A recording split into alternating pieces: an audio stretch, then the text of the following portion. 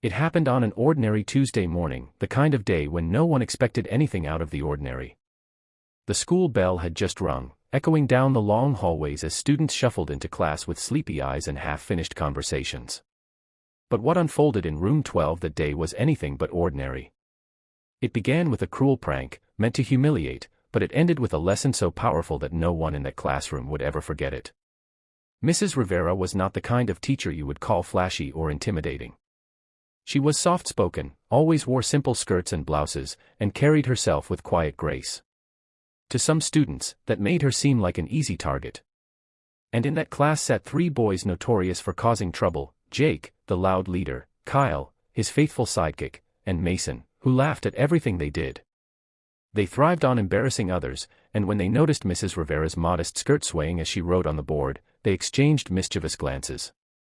During the lesson, while Mrs. Rivera leaned slightly to underline a key point on the chalkboard, Jake whispered to his friends. His grin was wicked. "Watch this," he said. Before anyone could stop him, he darted forward and tried to tug at the hem of Mrs. Rivera's skirt. Gasps filled the room. A few students burst into nervous laughter, while others stared in shock, frozen in their seats. For a split second, the teacher froze too. The classroom fell into tense silence. Her face flushed red, not out of embarrassment but from something far stronger: determination. She turned, her eyes meeting Jake's with a calm intensity that made him step back instantly. No yelling, no threats, no angry words. Just silence. And somehow, that silence was far scarier than any explosion of anger could have been. The rest of the lesson went on as if nothing had happened, but the students could sense the storm quietly brewing. When the bell rang, Mrs. Rivera's gentle voice stopped the three boys before they could escape. "Jake, Kyle, Mason. Stay." The other students filed out quickly, buzzing with curiosity. Everyone wanted to know what would happen next. The boys shifted uneasily, expecting detention or maybe a call to the principal. Instead, Mrs. Rivera looked at them with a strange calmness and said, "You wanted attention. Tomorrow, I'll give it to you." She didn't explain further. She didn't punish them right there. She just left them with those haunting words. That night, the rumor spread across the school. Students whispered about what Mrs. Rivera might do. The bullies laughed it off, but deep down, even they felt a flicker of unease.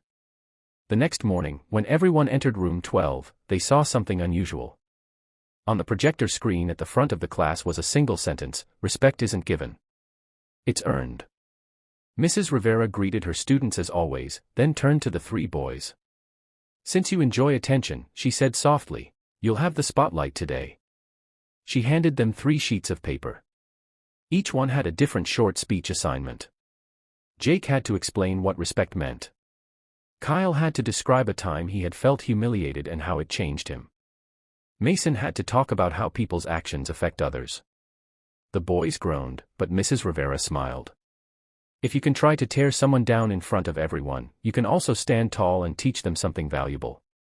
At first, the class thought it was hilarious. The bullies stammered, fidgeted, and muttered through their speeches. But as the minutes passed, something unexpected happened. Kyle's voice cracked when he admitted how awful it felt when his older brother used to call him names at home. Mason's face turned serious as he talked about how his younger sister once cried when he teased her too harshly. Even Jake, the fearless leader, faltered when he had to define respect, because for the first time, he realized he didn't actually know how to show it. The classroom grew quiet, the kind of quiet that meant everyone was really listening. For the first time, the bullies weren't laughing, and neither was anyone else.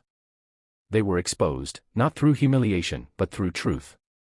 And Mrs. Rivera stood at the side, her hands folded, letting the lesson sink in deeper than any punishment ever could. When the boys finished, they didn't look so tough anymore. Their classmates, who once laughed at their cruel jokes, now saw them differently. Not as fearless pranksters, but as kids who, like everyone else, carried insecurities and struggles.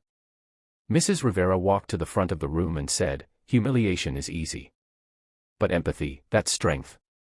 Remember that before you try to tear someone else down." From that day on, everything changed. Jake stopped mocking classmates during lessons. Kyle began helping a quiet student with math. Mason was still playful, but now he made people laugh without cruelty.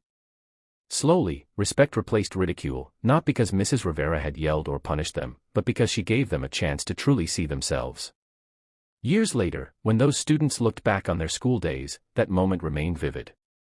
They remembered the day bullies tried to humiliate their teacher, and instead, she turned the tables with wisdom so sharp it cut through arrogance like a knife. The message was clear, powerful, and unforgettable. True revenge isn't about causing pain. It's about transformation. And Mrs. Rivera, with her quiet genius, had shown everyone that the best way to fight cruelty is with courage, empathy, and the power to teach a lesson that lasts a lifetime.